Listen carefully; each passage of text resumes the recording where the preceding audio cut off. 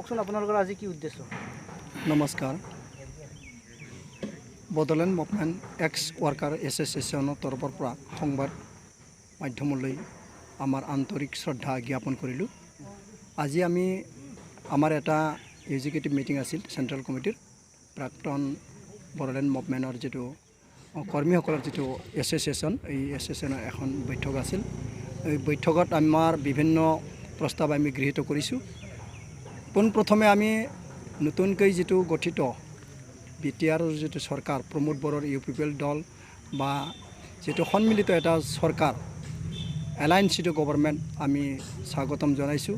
এই চৰকাৰৰ তৰফৰ পৰা চৰকাৰৰ জৰিয়তে আমাৰ BTR অঞ্চলত শান্তি সম্প্ৰতি উন্নতিৰ কাম যথেষ্ট হ'ব, আমি আশাবাদী।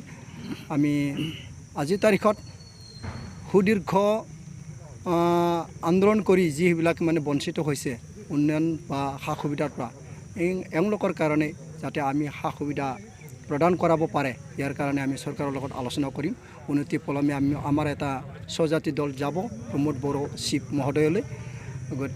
গতিকে ইয়াৰ কাৰণে আমি আলোচনা কৰিছিলোঁ। লগতে আমাৰ ভৱিষ্যত কাৰ্যৱলী আমি কেনেকৈ চৰকাৰৰ লগত সহযোগ কৰিব পাৰিম বা চৰকাৰৰ তৰফৰ পৰা আমাৰ ৰাইজৰ কাৰণে উন্নয়নমূলক সা সুবিধা আমি আদায় কৰিব পাৰোঁ, সেইটো সংক্ৰান্তত চৰকাৰৰ লগত আলোচনা কৰিম, সেইটোকে আমি আলোচনা কৰিছিলোঁ। লগতে পৰৱৰ্তী আমাৰ BTR অঞ্চলত থকা আমাৰ যিটো সংগঠন দল, আমাৰ কৰ্মীসকলক আমি যিটো সংস্থাপনৰ ব্যৱস্থাত আমি কেনেকৈ সংস্থান দিয়াব পাৰোঁ, ইয়াৰ কাৰণে আমি আলোচনা কৰিলোঁ। লগতে আৰ্থিক দিশত মানে ৰাইজৰ উন্নতি আৰু সমাজৰ উন্নতিৰ কাৰণে আমি অংশগ্ৰহণ কৰিম, চৰকাৰৰ লগত আমি সহযোগ কৰিম, সেইটো কথাকে আমি আলোচনা কৰিছিলোঁ। ইতিমধ্যে প্ৰাক্তন NDFB কেডাৰসকলক পুনৰ সংস্থাপনৰ কাৰণে চৰকাৰে যোজা কৰি আছে। তেনে ক্ষেত্ৰত আপোনালোকে বডোলেণ্ড মুভমেণ্টৰ যি সদস্য, তেখেতসকলৰ কিবা একোটা উত্থাপন কৰা নাই, এই ক্ষেত্ৰত আপোনালোকে কি ক'ব? চাওক, সেই ক্ষেত্ৰত প্ৰাক্তন NDFBৰ কেডাৰসকলৰ সংস্থাপন বা আৰ্থিক অনুদানৰ ক্ষেত্ৰত সেইটো যোৱা জানুৱাৰী মাহৰ 27 জানুৱাৰী তাৰিখে যিটো চুক্তি স্বাক্ষৰিত হ'ল, BTR যিটো চুক্তি স্বাক্ষৰিত হ'ল, সেই চুক্তিৰ মাধ্যমতে সেই দফাত লিপিবদ্ধ আছিল যে প্ৰাক্তন NDFBসকলৰ সংস্থাপন বা আৰ্থিক সাহায্যৰ কথা তাতে লিপিবদ্ধ আছিল। কিন্তু আমাৰ ক্ষেত্ৰত নাই। তথাপিও আমি যোৱা নিৰ্বাচনৰ আগে আগে আমি UPPL দলৰ মুৰব্বী বৰ্তমানৰ যিটো চিফ প্ৰমোদ বড়ো ডাঙৰীয়ালৈ আমি আলোচনা কৰিছিলোঁ।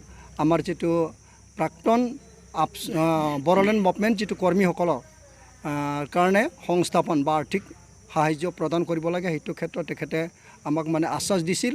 গতিকে আজিৰ তাৰিখত তেখেতৰ চৰকাৰ আহিল আৰু তেখেতৰ পৰা আমি আশাবাদী প্ৰাক্তন বড়োলেণ্ড মুভমেণ্ট কৰ্মীসকলে তেখেতসকলৰ পৰা আৰ্থিক নিযুক্তিৰ ক্ষেত্ৰত বা সংস্থাপনৰ ক্ষেত্ৰত সা সুবিধা পাব আৰু লগতে আৰ্থিক অনুদান আমি পাম বুলি আমি আশাবাদী।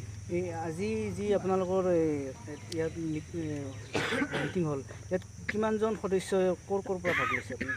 আমাৰ বৰ্তমান BTR অঞ্চলৰ 4টা জিলাৰ পৰা আহিছে। 4টা জিলাৰ এক্সিকিউটিভ মিটিং আছিল।